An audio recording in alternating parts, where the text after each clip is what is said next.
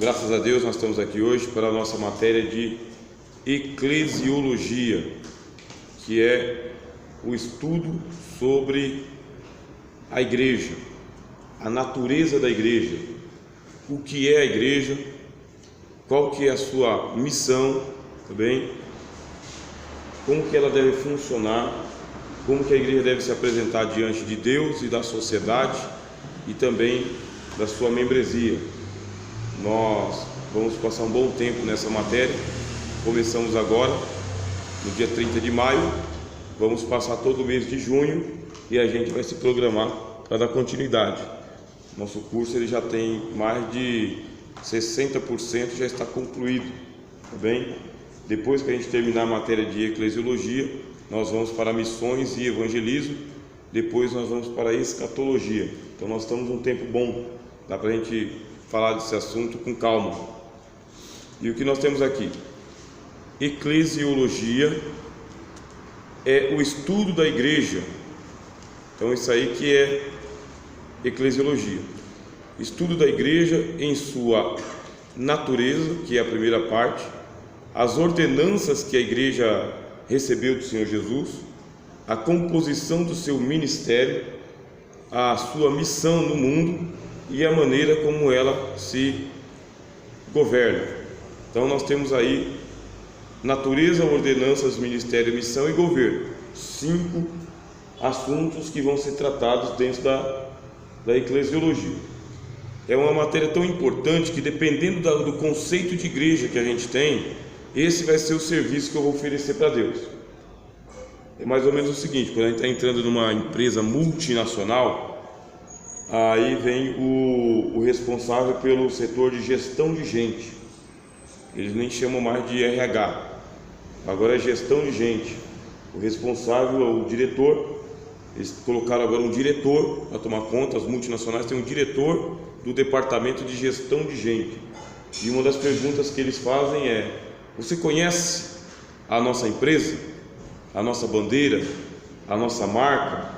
Você conhece, você sabe onde que você está começando a trabalhar? Você sabe o peso que tem esse crachá que vai ser pendurado no seu peito? Você sabe o que é vestir a camisa da empresa? A partir desse momento você tem que se identificar como sendo a empresa. Cada funcionário daquela empresa é a empresa. Quando você estiver atendendo o cliente, você vai atender em nome da empresa e você fala: nós, da empresa XYZ. E você fala: mas nós, sim, esse é o atendimento. Aí eu estou falando assim porque muitas pessoas vêm para a igreja e permanecem por um tempo, mas nós fracassamos com as pessoas que estão na igreja, porque elas são recebidas como clientes que entram e saem e não precisam voltar mais. Não entende a natureza da igreja, não sabe o que é a igreja, o que é pertencer ao reino de Deus, o que é receber o batismo nas águas, buscar o batismo no Espírito Santo, fazer parte do ministério, pregar o evangelho, dizer o seguinte: você é membro da denominação A, B ou C. O que acontece? As pessoas não se comprometem com a igreja e por isso que elas são crentes em trânsito, né? Crentes em trânsito. Vem, participa e some, vem, participa e some. Quando você vai procurar saber, a pessoa está em outra denominação, em outra igreja. Ela não se identifica com o pastor, não se identifica com a denominação, não se identifica com o ministério, e ela fica perambulando de um lado para o outro. Agora, uma grande parte do fracasso é nosso, em fidelizar o cristão com a denominação, e fidelizar o cristão com o evangelho. É mostrar para ele a grandeza que é o reino de Deus e a igreja.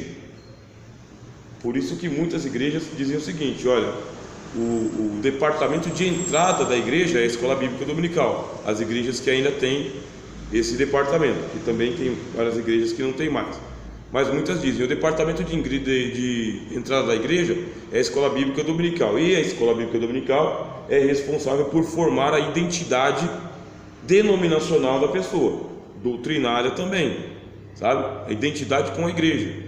O povo tem que se identificar com a sua igreja. A nossa missão, então, enquanto Instituto de Teologia ou Associação Teológica, trabalhar essa doutrina para que o departamento de ensino da igreja trabalhe a identidade do cristão com a denominação, com a igreja. Ela tem que se identificar. Não é igual uma empresa, porque nós não temos aqui um contrato empregatício. Nosso vínculo não é empregatício. Nosso vínculo é fraternal. Somos irmãos e irmãs. Aí é mais sério, porque vai envolver afetos, coração, sentimentos. Nosso vínculo é afetivo, é um vínculo de amor. E se não tiver o amor, que é o elo mais forte da nossa corrente, quer dizer que qualquer outro elo é mais fraco. Se nós não trabalharmos a questão do amor do crente, pelo outro irmão, e consequentemente pelo seu pastor, que também é o seu irmão, e pela bandeira que é a denominação, o que acontece? Nós vamos encher e esvaziar a casa, aí tem que correr atrás de metodologia, e vamos fugindo da natureza da igreja.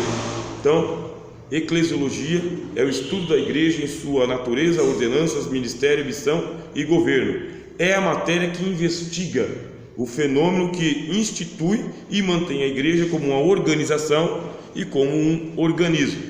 São as duas faces da igreja. Nós temos as duas faces: organismo e organização. Organização e organismo. Só que a gente não é duas caras, bem? Nós somos duas faces, ou o lado direito e o lado esquerdo da face. Então, o que as pessoas pegam no nosso pé? Pegam no nosso pé por causa da nossa organização. É o calcanhar de Aquiles.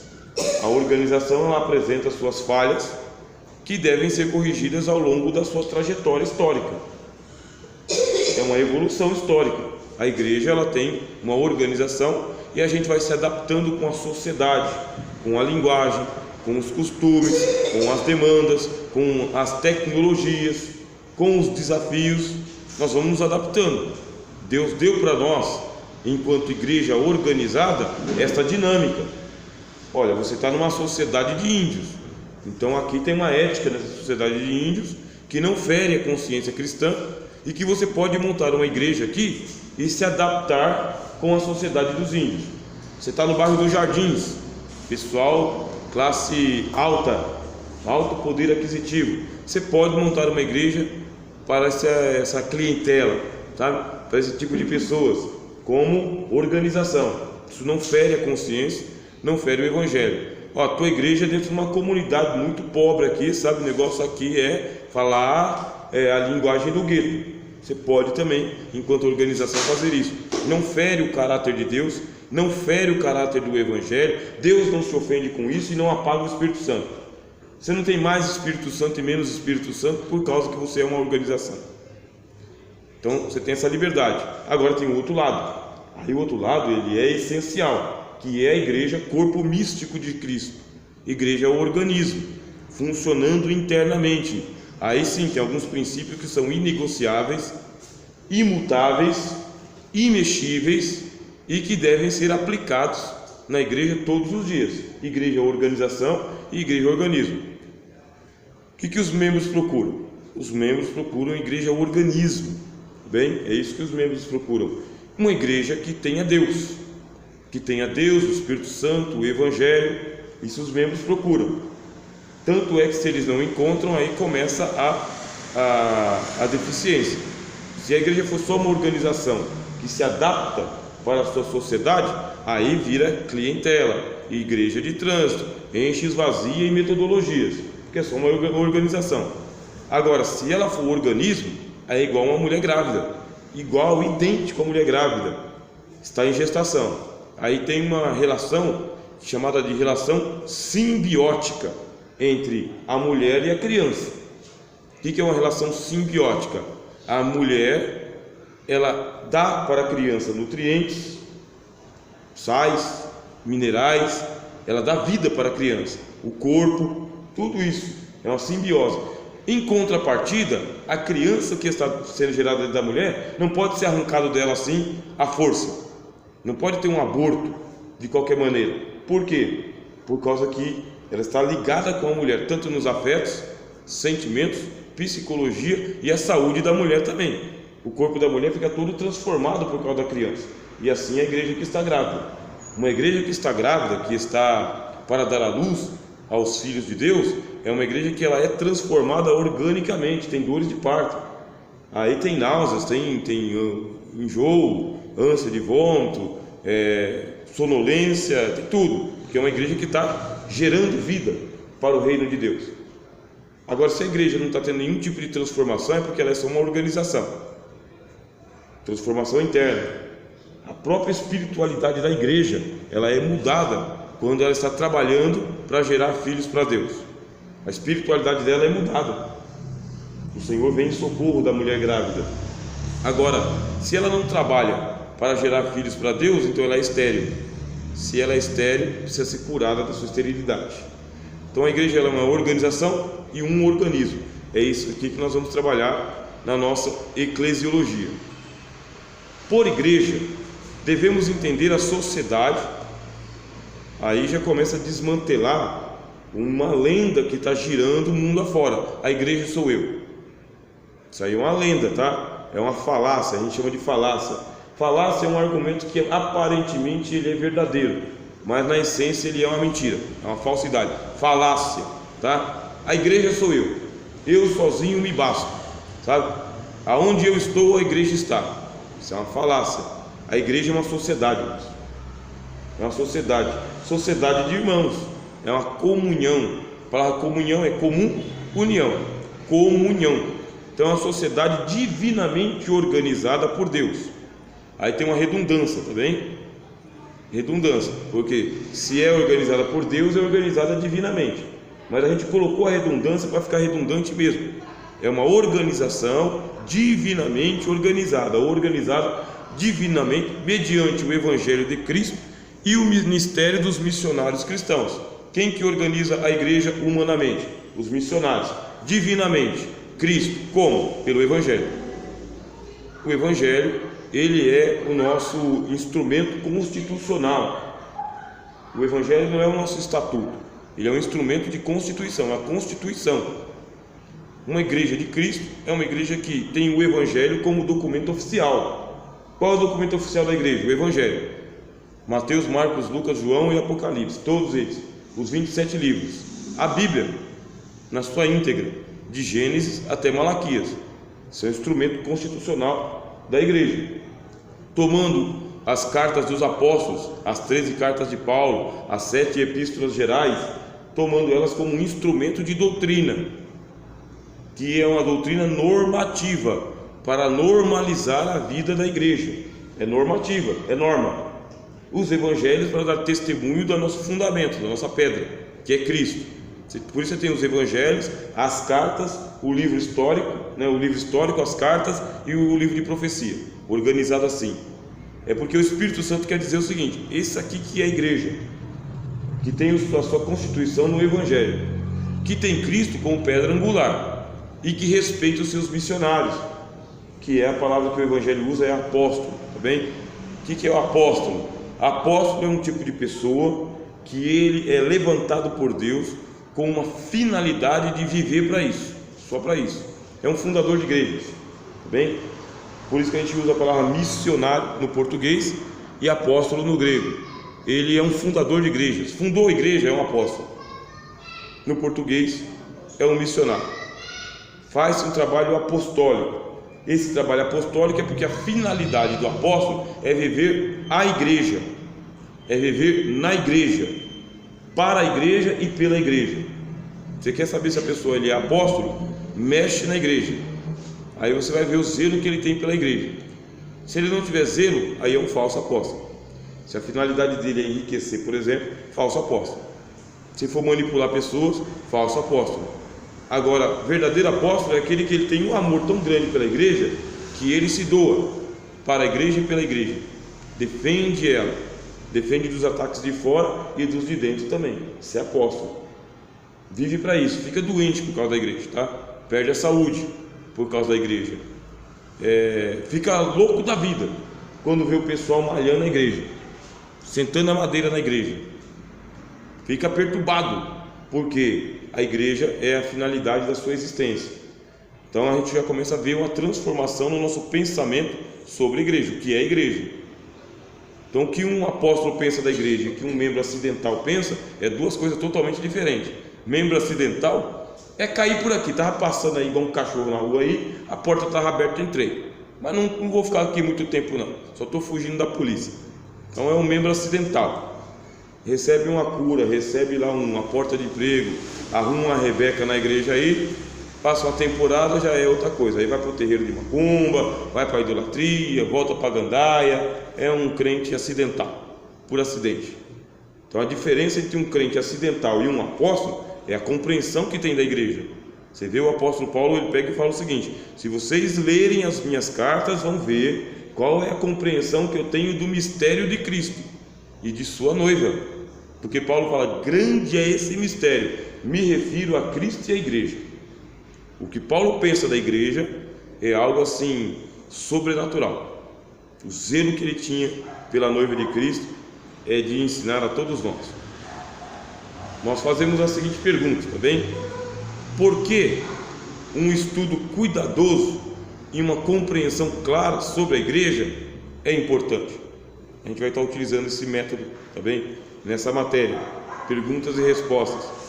Por que um estudo cuidadoso e uma compreensão clara sobre a igreja é importante? Resposta: porque a igreja é um fenômeno intramundano. A palavra aqui, ó, intramundano, dentro do mundo. Ela não é um fenômeno esotérico, tá bem, irmãos? A igreja não é um fenômeno esotérico, algo que acontece só para alguns iniciados. Não, ela faz parte da sociedade dos homens mesmo, está dentro do mundo. Dá para ver, dá para enxergar, dá para perceber a presença da igreja em uma sociedade. Ela é inevitável de ser vista. Se tiver uma igreja dentro de uma comunidade pequenininha, a igreja vai ser notada. E se for num bairro de Granfino, vai ser notada. Se colocar uma igreja lá no Palácio dos Bandeirantes, ela vai ser notada. Se colocar ela lá dentro da ONU, ela vai ser notada. Mas se for no prédio onde você mora, ela vai ser notada também. É impossível ignorar a presença da igreja. Impossível. Só que ela é uma sociedade, irmãos. É uma sociedade, quer dizer, ela é um conjunto de pessoas. O membro sozinho não é igreja. Membro sozinho não é igreja. Mentiram para o povo. A igreja sou eu que ando perambulando por aí de um lado para o outro. O senhor faz parte da igreja. Você é membro da igreja, mas você sozinho não é igreja. Por quê? Porque a igreja é corpo de Cristo. É uma sociedade. E isso para poder combater o exclusivismo religioso que muita gente tem. Não precisa da igreja não. Negócio de igreja, rapaz, fica aí, negócio de ir para a igreja aí, exclusivismo, pecado de exclusivismo. Não precisa de igreja, não. Aí Paulo pega e escreve um capítulo inteirinho, primeira carta aos Coríntios, capítulo 14, capítulo inteirinho falando, tá bom, a orelha não precisa da cabeça, não precisa não, nariz não precisa do rosto, não precisa não, o dedo não precisa da mão, é isso. E o pessoal ou não lê Bíblia ou então torce. Fala, não preciso não, eu dedo sozinho me garanto. Nada disso, o dedo é tão importante que quando você corta ele, coloca ele no gesso, leva lá para o cirurgião colocar de volta. Colocar de volta no corpo, porque senão não presta para nada. Para nada. Igreja, ela é aquela que dá vitalidade para os membros, tá? Os membros ficam vivos em Cristo, porque a igreja tem uma espiritualidade dela, que Deus deu para ela, uma grinalda que só a igreja tem. Só a igreja é o presente de Deus que Deus entregou para Cristo, igreja. Aí o pai diz o seguinte: e você vai ter que lavar a sua igreja, vai ter que lavar ela com a lavagem da água pela palavra e com o Espírito Santo, para poder santificá-la. E por que precisa santificá-la? Intramundana. A igreja é intramundana, ela está dentro da sociedade das cobras e dos leopardos, dos leões e dos chacais, dos lobos e das raposas. Está dentro do mundo. Vai vir gente ruim que não vai se converter e vai perverter a igreja, e vai ser uma constante, tá? Porque a igreja ela é santa, mas ela não é santa por si mesma. Ela é uma santidade, santificada pelo Cristo. É o Cristo que santifica a igreja. Ela não tem uma santidade natural. Pelo contrário, ela facilmente pode se corromper se não tiver a santificação que o Cristo dá para ela. Então ela é um fenômeno intramundano, mas de origem espiritual. A igreja ela não surgiu por acaso e ela não surgiu por si mesma. Ela é um fenômeno espiritual. Se ela é espiritual, por mais que ela esteja na esquina, que nem nós estamos aqui, possa ser identificada, ela é algo que acontece em duas esferas, dos homens e do espírito, nas regiões celestiais. Aí começa já a clarear para os irmãos um texto igual de Colossenses capítulo 3, em que Paulo fala: as cadeiras que você tem na terra são sombra das cadeiras que você tem no céu. Você se senta nessa cadeira aqui, mas vocês estão sentados nas regiões celestiais em Cristo Jesus. São as duas dimensões e as duas identidades e as duas faces da igreja. Ter uma cadeira na igreja para sentar é uma garantia de uma cadeira dos céus, porque quem não valoriza perde. Isso aí é verdadeiro. Quem não valorizar a cadeira que está sentado perde. Ah, mas é o anjo da igreja que está em Éfeso, é o dono da igreja. Aí o Cristo diz: mas se não se arrepender, perde o castiçal também. Mas é o anjo da igreja, mas perde o castiçal, perde a luz, perde o sal, perde o sabor, perde tudo e é colocado para fora. Então, estar sentado numa dessas cadeiras é uma grande garantia de estar sentado nas regiões celestiais em Cristo Jesus. Mas tem que valorizar o banco que senta, a graça de Deus. A gente vai aprender isso aí. Está inserida na sociedade humana, mas se regula por princípios divinos. Vós estão no mundo, mas não são do mundo. Se fosseis do mundo, o mundo amaria o que é seu. Se a igreja ela for mundana e ela representar todos os interesses mundanos, o mundo vai amar a igreja, porque é uma igreja mundana. Mas o Cristo disse: vocês estão no mundo, mas não são do mundo. Se fosseis do mundo, o mundo amaria o que é seu, mas como eu vos escolhi do mundo, o mundo vos odeia. Aí o que vai acontecer? O combate. Olha, vocês são igreja, mas vocês têm que fazer isso, isso e isso para ficar aqui com a gente, senão a gente te persegue e fecha a sua igreja. Você quer uma lei mais esdrúxula que a lei do Psil? A lei do Psil multou e fechou centenas de igrejas em São Paulo. Multou e fechou centenas de igrejas em São Paulo. Por quê? Porque os vizinhos são os últimos a se converterem. Vizinho de igreja são os últimos a se converterem. E caseiro de igreja se desconverte. O camarada fica lá 2, 3, 4 anos como caseiro de igreja. Quando ele sai, que ele vai para a casa dele, ele não volta mais para a igreja. E vizinho, você convida para vir para a igreja, mas ele não vem. Ele vai lá 5 quilômetros para frente lá. Aí ele vai lá numa grande catedral onde ninguém conhece ele, mas o vizinho não se converte. Aí teve uma lei em São Paulo que é a lei Psil. Se eu pegasse o aparelho e medisse lá com tantos decibéis na casa do vizinho, a igreja recebia uma notificação. Aí passado um tempo, recebia uma multa. E passado um tempo, fecharam. Centenas foram fechadas ou multadas, porque colocavam uma multa lá de 10 mil, 15 mil, 20 mil reais. A igreja não conseguia pagar, consegue nem trocar as baquetas da bateria da igreja, quanto mais pagar a multa para a prefeitura. Pois é, porque eles querem uma igreja que se adapte às normas do Estado. Agora eu fico espantado porque o pessoal pega as motos dele, tira o silenciador do escapamento, passa a noite inteira fazendo buzina na sua orelha e não aparece uma viatura para pegar os caras. Não aparece um. Vendedor de ovo a cada 10 minutos para na minha porta. Eu moro no 3º andar, não consigo ouvir a minha televisão no volume 50. O vendedor de ovo está passando na tua porta a cada 10 minutos. O gás, é que eles colocam aquela música, né? Tiveram umas multas lá, mas... E a lei não pega eles. Montam um baile de funk, sabe? Pegue as capotas dos carros, ali rola droga, um monte de menor com paranga de maconha no bolso, e não aparece uma viatura, e se aparece, pede por favor para os caras baixar o som. Agora a igreja faz uma vigília. Não, faz a vigília. Os vizinhos aqui, fica tudo transtornado, denuncia e aparece a viatura e pede para baixar o som. Aparece, vem 2 viaturas, irmão da igreja ainda, hein? Irmão da igreja, e fala que você está perturbando a ordem da sociedade. Por quê? Aí, porque a igreja ela é uma organização e é um organismo. Ela é uma sociedade que está na sociedade humana, mas ela tem algo de divino nela. Divino. Os vizinhos se incomodam com a igreja. Dentro da casa deles eles praguejam na hora do culto. Eles praguejam. Aí nós, por boa educação, colocamos isolante acústico na igreja, forro, bate laje, sabe? Faz alguma coisa, baixa o som da igreja, compra um aparelhinho lá para medir decibéis, educa o baterista, o guitarrista, para poder ficar aqui dentro. Aqui dentro.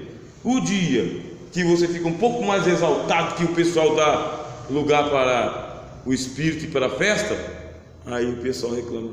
Vem aqui na porta. Nem na porta. Vem na porta. Faz o culto na praça. Você faz o culto na praça, o pessoal vai perguntar: cadê o alvará para você instalar som aqui na praça? Tem autorização da prefeitura? Na mesma praça, você desmonta o seu som, o pessoal vai lá, coloca umas JBL lá, umas mesas, uns PA, as meninas de shortinho, pinga para tudo quanto é lado, maconha, ninguém faz nada. Não, ainda tem uma viatura como da comunitária móvel para ficar ali, né? Ficar ali, parado. Não é um negócio espiritual horrível? A Bíblia diz assim, ó: o mundo jaz no maligno. Se vocês fossem do mundo, eles gostariam, igreja mundana, mas como nós não sois do mundo, antes do mundo vos escolhi, por isso o mundo vos odeia. Essa é a contramão que a gente tem que nadar, e nadar na braçada, porque se você usar um barco, o pessoal atira no motor, na braçada. Essa é a igreja, irmãos. Igreja, então, pode ser reconhecida por sua estrutura organizacional, mas transcende os limites constitutivos e reguladores dos estatutos e atas convencionais. Você pode pegar o melhor secretário com o melhor português e fazer aqui uma reunião acadêmica, sabe? Amanhã a ata pode estar caduca por causa da dinâmica do Espírito Santo. Aí o pessoal vai falar: mas a gente tratou uma coisa na reunião, está fazendo outra. Aí a gente vai tentar explicar o seguinte: irmão, foi o Espírito Santo que mostrou, que falou, que revelou, que tomou. Aí a pessoa fala: mas aí não adianta nada fazer reunião, porque faz uma coisa e fala outra, fala uma coisa e faz outra.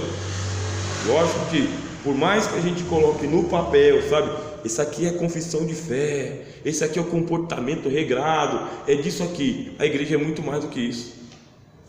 Na verdade, irmãos, se nós nos tornarmos uma igreja cheia do Espírito Santo, não tem quem segura. Tem quem segura. Se for uma igreja cheia, sabe, tomada pelo Espírito Santo, não tem quem segura. Não tem quem segura cantor, pregador, profeta, pastor, evangelista. Não tem quem segura. Por quê? Porque o Espírito Santo não tem limites.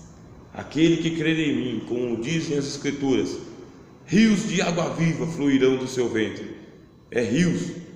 Você vê, alguém segurava o Senhor Jesus? Ninguém segurava Jesus. Nem Pedro, cheio do Espírito Santo, nem Paulo, cheio do Espírito Santo. Ninguém segurava os apóstolos, tomados do Espírito Santo. Faziam coisas inacreditáveis, até para eles mesmos. Agora, a gente tem que obedecer às ordens intramundanas, as regras dos homens. Aí começa, ó, corta isso, corta aquilo, corta isso, corta aquilo, corta isso, corta aquilo. Adapta daqui, adapta de lá. Daqui a pouco a gente está com a igreja bem quadradinha, mas o mausoléu de Deus, irmãos. Mausoléu, Deus está morto. Não pode fazer nada. É uma sinagoga. Não pode fazer nada assim, fora do programado. Fora do programado. Nem o pastor pode pregar um sermão fora do programado.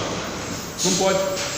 Pregou um sermão fora do programado, já vem as murmurações.